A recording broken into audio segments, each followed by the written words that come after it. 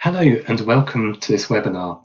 My name is Paul Ellis and I'm Head of Teaching and Learning at Cambridge Assessment International Education.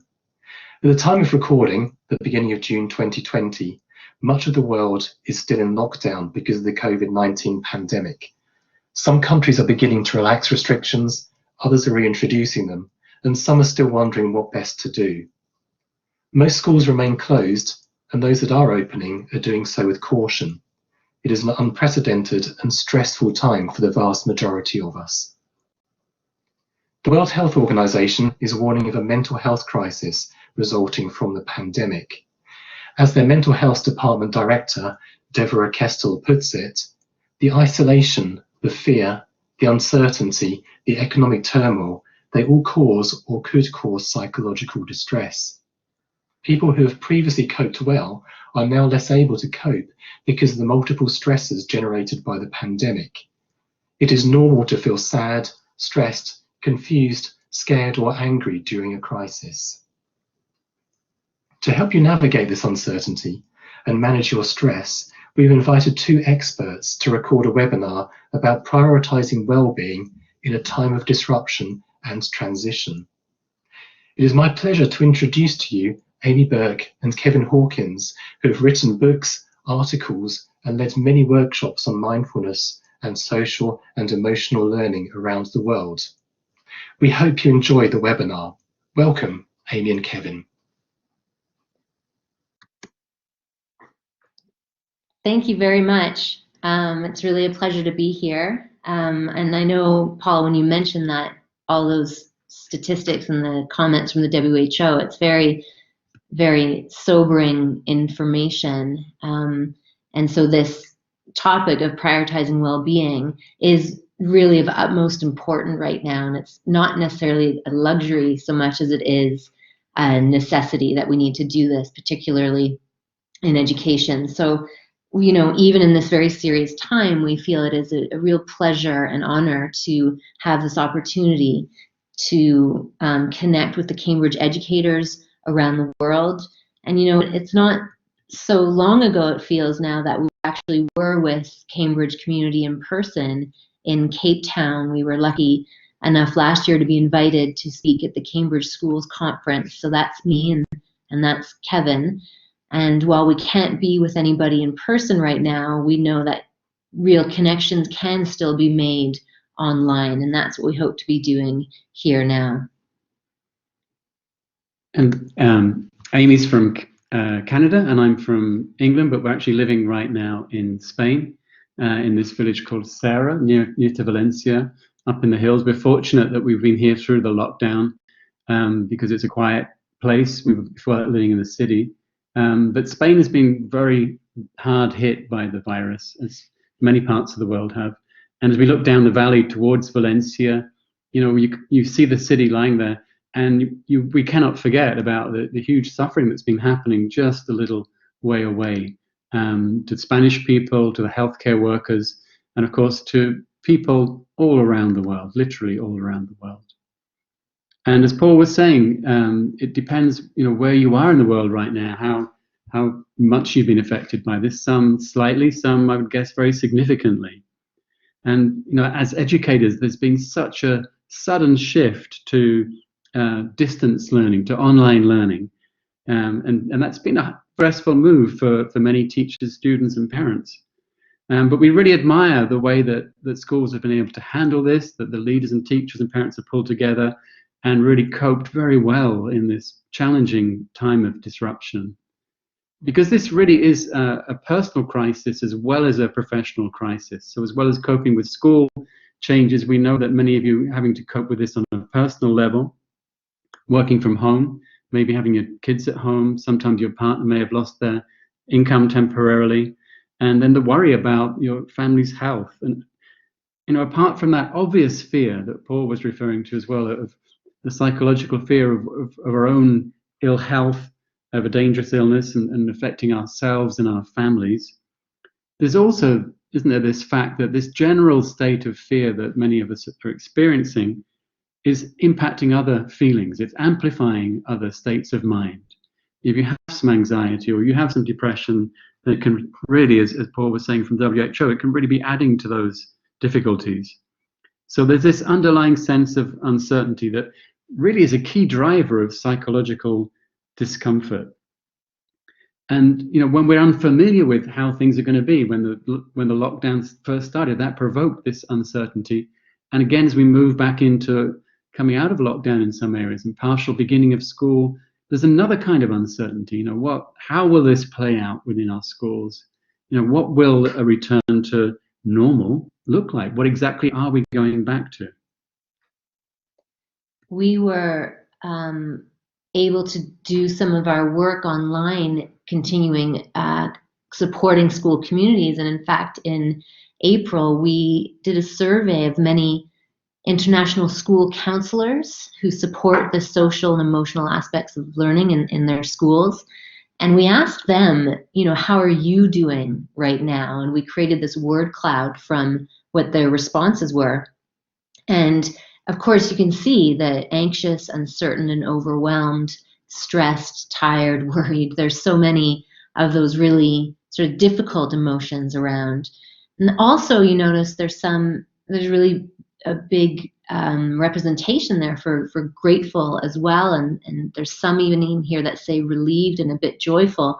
So it's really just important to recognize that there are all sorts of emotions happening right now. And in fact, that we can experience them, the whole range of them, even day to day. I know personally from this time, I feel like I've felt all of these emotions, and sometimes even in the course of an hour. It really feels like a roller coaster. A friend of ours calls it the Corona coaster, and to recognize that these emotions are normal. Yeah, I'd say for me the same, very much up and down, especially at the beginning, and even now from time to time. You get used to it to a certain degree, but it's still impacting how I am. And I noticed, I have a meditation practice, but I found that harder to do in the first few weeks and to get back into that routine. And I noticed the importance of being able to move, and if possible to get some kind of connection with nature, even if it's only looking out of a window. Those things became more and more important to me, and that virtual connection with family around the world has become so important too. So, that's kind of the scene for where many of us are at the moment. And for the rest of this talk, what we want to focus on are these key things.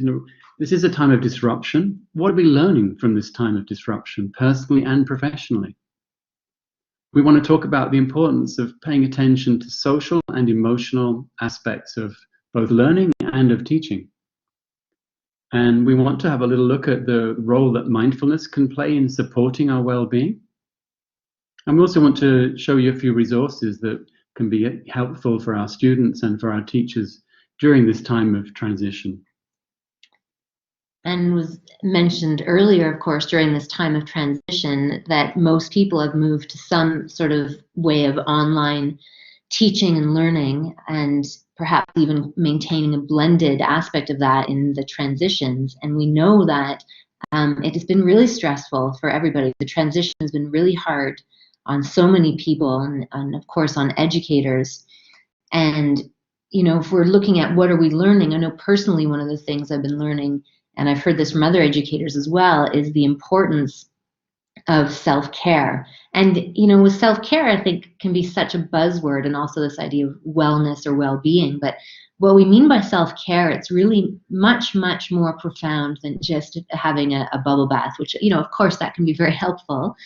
But self-care for us, of course, includes caring for the mental and emotional aspects of our own lives, particularly during a crisis when all of this is heightened. And you might have seen this metaphor for mental health, actually, that the oxygen mask principle, that if we are looking to want to help our children and students with their own mental health needs, that of course we need to do that for ourselves first. And it seems counterintuitive to help ourselves first, but it absolutely is essential. And of course, you can't fill another's cup if yours is empty itself. So when we're talking about well-being and self-care, a lot of our focus is on the emotional well-being of ourselves and our young people. The Garrison Institute has created a program called CARE. It's Cultivating Awareness and Resilience in Educators. And we just want to highlight one of the main things from this program, which is respecting our emotions. And this one can be difficult, particularly for those emotions that we find uncomfortable or unpleasant. But really recognizing and understanding that all emotions are totally normal, and particularly these heightened emotions during this time, when we can respect them, that's really the first step in being able to care for them and to care for ourselves. So that word cloud that we showed you a couple of minutes ago, when we did this type of activity, like actively surveying people you're working with, checking in as we did with school counselors, but as school leaders, you could check in with your teachers in the same way, literally asking them how they are doing and then sharing those answers. So you're modeling then the importance of taking the time to check in on a human level, and hopefully then that those teachers can then do that similar activities with their own students as well. So particularly school leaders, we're looking to model this behavior as best we can. In terms of young people, we just want to highlight this program, the Ruler program from Yale University. And what it is that it's an emotional intelligence program that helps to cultivate this emotional literacy. For example, being able to recognize emotions, and that can be done through recognizing some of the bodily sensations you get when an emotion is arising, understanding what it is, what's causing that emotion, and knowing that and all emotions are normal, and also understanding, what might happen if I follow through with this really strong emotion or not. And then in particular, being able to label it. This is a really important part of emotional intelligence and social awareness, is when we are able to recognize specifically what emotion we are having and can name it, like irritable or angry. When we name it, that actually it actually activates a different part of the brain, and that helps to sort of unhook from that emotional power. And when you label it, activating that different part of the brain helps take away a little bit of that power for that emotion to drive your behavior unconsciously. And of course, being able to express and regulate our emotions is really important as well. So really excellent program for schools.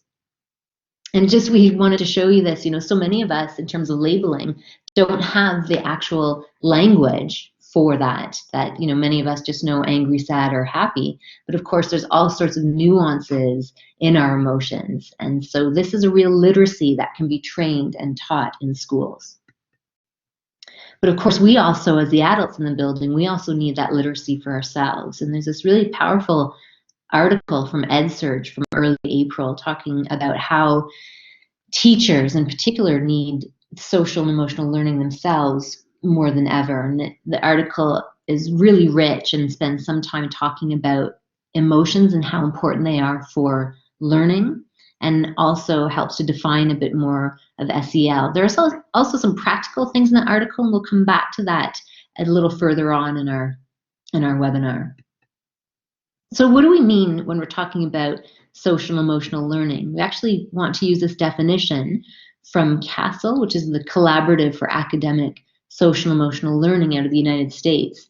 And it's defined as a process through which adults and children understand and manage emotions, set and achieve positive goals, feel and show empathy for others, establish and maintain positive relationships, and make responsible decisions. So to summarize it, really, CASEL offers these 5 core competencies of social emotional learning: self-management, self-awareness, social awareness, relationship skills, and responsible decision-making. And again, these types of skills are absolutely trainable in schools for young people, and also for us, for our teachers.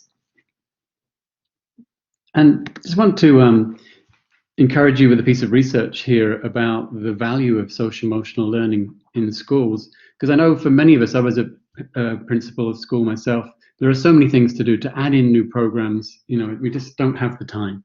But actually, we can make time without causing any defect to academic performance in schools. And this is a meta-study that was done over 3 decades of looking at 3 decades worth of different social emotional learning interventions in schools in the USA. And they found that, yes, when you had these decent programs in, you could have these impacts, improve those skills and attitudes, and reduce behavioral problems and emotional distress. But what they also found, which was really crucial, was that students who were in those schools, on average, had over 10%, 11% higher results on standardized test scores. So their academic achievement went up, even though there wasn't direct training done in this program in those areas, which just makes sense, doesn't it, when you think about it? We wouldn't necessarily do this just to drive up academic results. That isn't the point. But we do know, don't we, that we can't learn well, we don't learn deeply when we're feeling bad. So when we pay attention to these social emotional aspects of learning, things begin to change academically as well. And actually, there was a study that came out just 2 years ago that followed up on those same cohorts of students that had been in those schools over a much longer period of time to see what happened to them. And they found that academic performance, graduation rates were maintained at a higher rate than those students who went to the control schools without the social emotional learning programs. And at the same time, there was a reduction, significant reduction in drug use and conduct problems, and a much more positive attitude to self and to further learning. So this isn't about taking time out of academics. It's more about shifting the focus of our schools to have well-being as a main driver alongside academic achievement in our educational establishments. And just in the shorter term, before we kind of rush back to whatever the new normal is going to be right now, and we know there are so many practical arrangements that have to be met in terms of health and safety, exam requirements, but let's in that move back see if we can do our best to not lose sight of the value of respecting and recognizing what we've been through, what our students have been through, and what we're going to continue to be going through at this time. These deeper values are really important to us. And asking these questions is really key too. Continuing to revisit, what are we doing in school? This is a really good time in some ways to ask that question. What is school really about, and what really matters to us? And there is so much to do, so much to prioritize. It helps that we can ask these deeper questions, penetrating questions about what is it that we really want to do in our schools.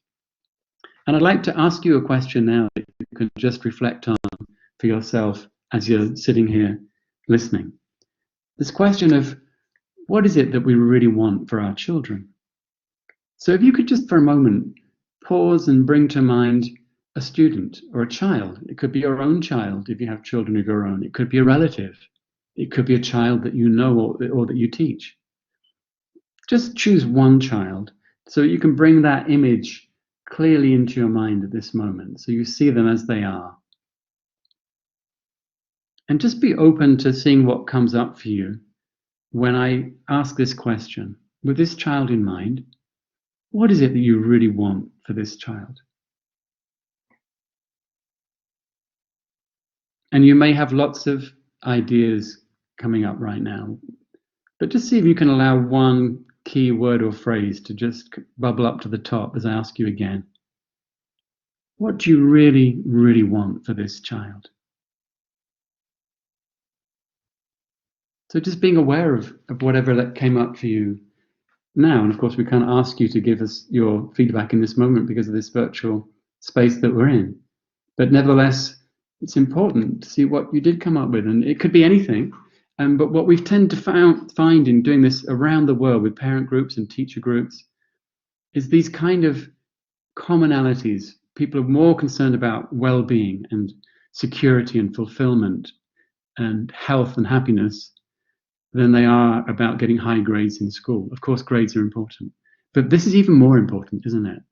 And our question is really, with these deeper values that are universal to humans around the planet, how can we get our daily learning experience of our children to be closer to growing and cultivating these deeper values and meeting those needs? We were at a conference recently with ECAS, and they designed it around looking at healthy learning ecosystems. How can we change them at this time? And I like this this statement they made, that what we value should end up defining our ecosystems, but that doesn't always happen. So what can we do about that? And one quote I heard in that conversation that we had there was, to measure what we value, not value what we measure. Such an important and wise piece of advice. And at the moment, this is not out of line with what's happening generally in education around the world. This idea of asking these questions in this magazine, can the lockdown push schools in a more positive direction?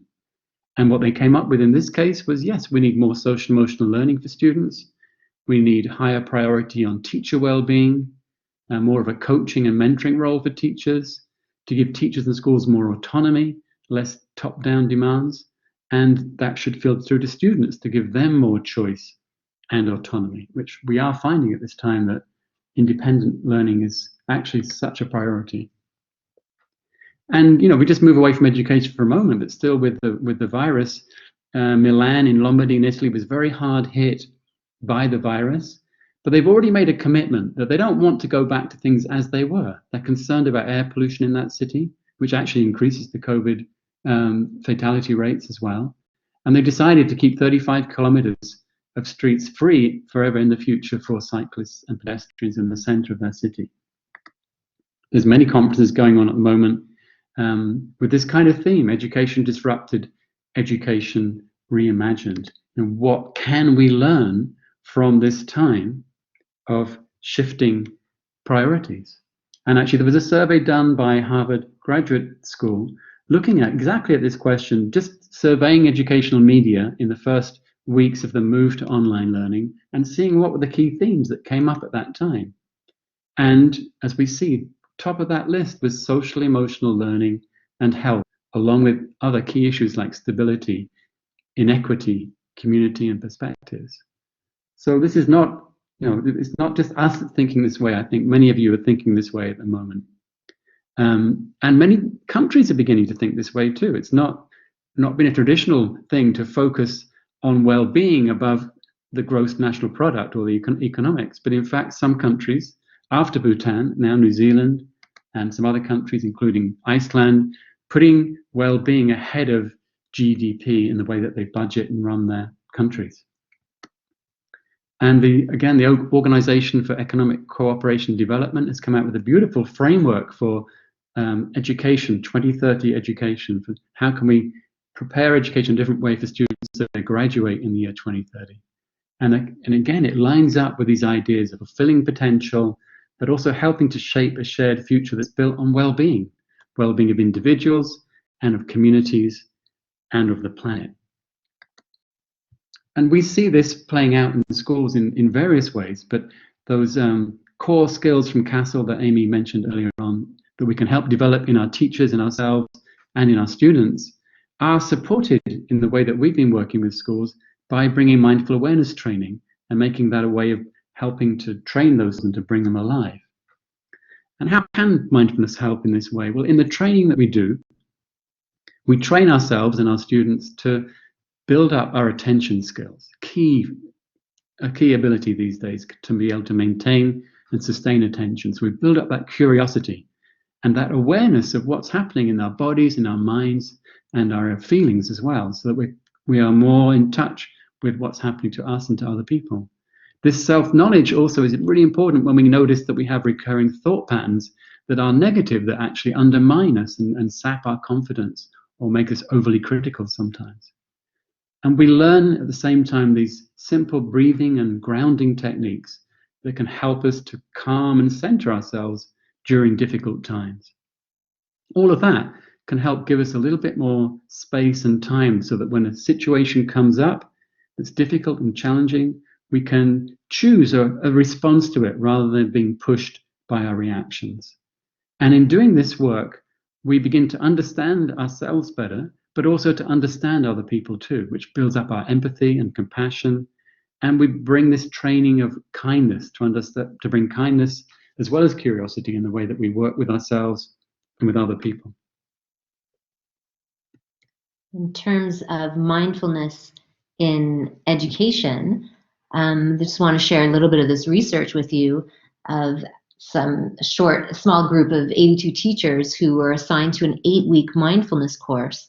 And afterwards, they had less negative emotion, reduced feelings of depression, and increase in positive states of mind, which is wonderful. And interestingly enough, they were followed up 5 months later and, of course, had lower blood pressure. They were able to recover from stressful tasks more quickly, and they had greater feelings of compassion towards others and less hostility or contempt. And so this is wonderful that even this 8-week mindfulness training can have impacts later on and further down the road. And I know personally from doing my own training as a high school teacher, I did some mindfulness training years ago, and for my own personal growth and mental well-being, and it really helped how I was in the classroom. And so when we look, Kevin and I, when we look at mindfulness in education, we use these 3 aspects of being mindful, teaching mindfully, and perhaps teaching mindfulness. And foundational to all of this, we really start with this main idea of us as teachers and educators and school leaders being mindful ourselves. And that can help with our own stress management, but then can also help in how we are with other people in our relationships, and that can impact our classrooms. And some may go on to teach mindfulness, but certainly not everybody has to. So much change can occur just from looking at those first 2 aspects of mindfulness. But of course, it is also wonderful that we can share this with younger people, mindfulness practices. And there's some research now being done with young people, in particular this large-scale study from mindfulness in UK schools. And it's going to be a study that looks at mindfulness with young people over 7 years. It's about halfway through right now, and really looking to see what the positive impacts of teaching mindfulness to students can be. And more recently, also in January of 2019, the Harvard University Center for Education did some research with 6th graders, with middle schoolers, and they actually took their own 8-week mindfulness course. And again, the results almost similar to the teacher program in a way. They were less stressed out than their classmates. They were able to focus more in the moment, and they had expanded capacity to learn and even regulate their emotions, because a lot of what the mindfulness does is helps to develop this self-awareness. And interestingly, also with this group of young people, they did brain scans, and they could actually see changes in the amygdala, which is the stress center of the brain. And for these students, they were less sensitive to negative stimuli. So we can see how mindfulness can actually be really helpful to enhance overall health and well-being. And when we look at schools, we're looking at all aspects of well-being, physical, but also mental and social and emotional health and well-being. And we're trying to, in some ways, redress a little bit of the balance in education, because so much of the time our focus has been solely on academic achievement. And we know now that that's not enough, and that's not serving our young people. So overall well-being, we're looking to address these types of aspects of really what it is to be a human being. And the Cambridge learner attributes actually connect really well with this. The idea of being reflective and responsible and engaged learners, understanding themselves as learners and developing the awareness and strategies to be lifelong learners, being engaged, like developing their curiosity and working, well independently, but of course also collaboratively with other people, which is so important now, particularly, that these focus on mindfulness, which can help support social emotional learning and contribute to greater overall well-being. It's really helping to contribute to, alongside developing and cultivating cleverness, we're also actually cultivating wisdom. We're looking to cultivate the heart as well as the mind. And it's these mindful and reflective practices that can help us to do that. And so, our title for this was really looking at this time of disruption and what are we learning and being able to prioritize well-being. And, these are 2 questions that we can look at and answer sort of academically, but we'd like to offer you the opportunity just to try asking these questions in a little bit of a different way. And so right now, the invitation, I'm inviting you to, I'm going to lead you through a very short mindfulness practice where at the end we'll have a little bit of reflection about these questions in particular. So if you feel like you want to try this, it'd be great maybe if you could just, you can let go of looking at the screen for a moment, maybe even just dimming the brightness on your screen or turning the computer to the side for a moment. And really just taking a moment to just come into this moment. And how do we do that, right? So one of the best ways to do that, and what mindfulness helps us to do, is to connect more with the body. And so right now, just maybe you can just wiggle your fingers and toes a tiny little bit, or scrunch your toes up, or squeeze your hands into fists, stretching them out, squeezing them a little bit. Maybe even just rotating the shoulders a little bit, maybe bringing the shoulders up to the ears and letting them drop down. So just bringing a little bit of movement into the body just to wake it up, especially because we've been sitting so much.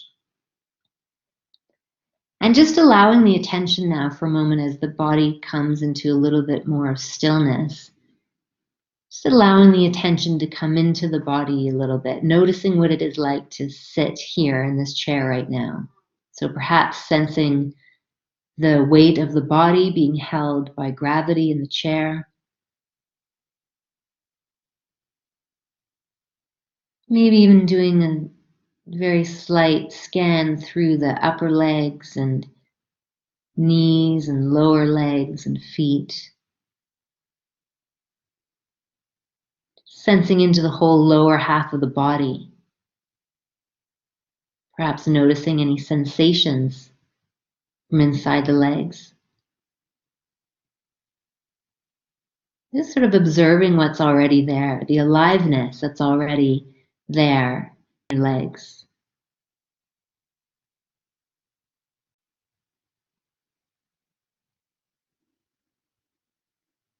And then having that sort of groundedness or awareness of the whole lower half of the body, even just bringing the attention up a little bit now to the torso and through the arms and hands.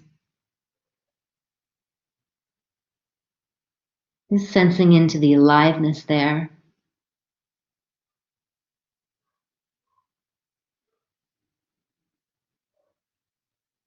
And then bring the attention also up to the head and face area.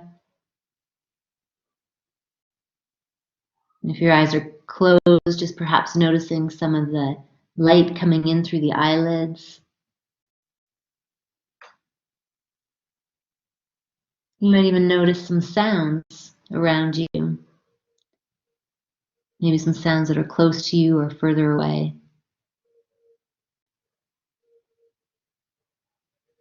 So just sitting in this chair, grounded in the body, and aware and awake to what's going on around you. And also tuning in with the breathing for a moment, just noticing the breath.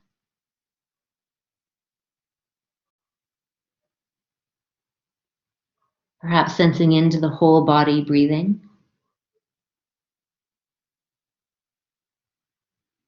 And as you sit here breathing, I'm just going to drop in these two questions again for you, just to see what comes up. What is it that you are learning from this time of disruption?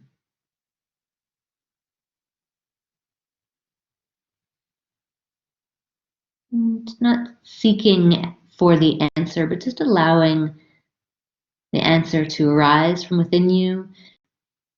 It can be personally or professionally, but what are you learning from this time of disruption?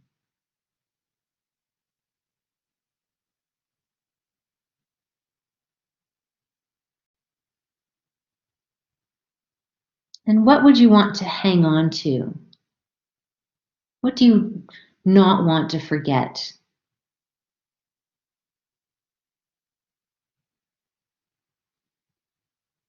What do you want to hang on to that's important to you or your family or even your colleagues or students?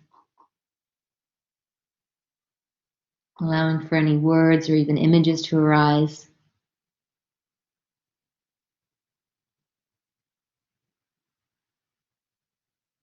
Just tuning into the breath one more time, noticing the breath and the body at this moment.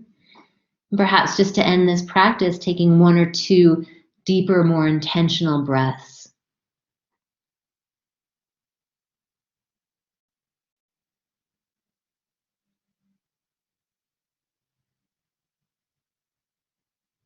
And if your eyes were closed or your screen was less bright, feeling free now to let go of that practice and come back to the screen. And so just noticing for yourself what came up during that short reflective piece at the end. Just want to invite you now perhaps to actually pause the webinar and take a moment to either journal what it is that came up for you or type it in somewhere so that you don't forget it into a file somewhere, or even if there's somebody at home or near you in the office, you feel free to even share it with them about what is it that you're learning and what might you want to hang on to. So feeling free to pause the video and do that now, and then come back when you're ready for the rest of the webinar with us.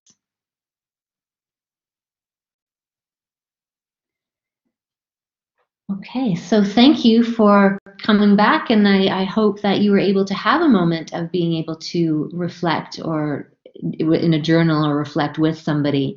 And you know, we've done this kind of thing with a few different groups over the past few months, and just want to share with you with one group that we did of school leaders.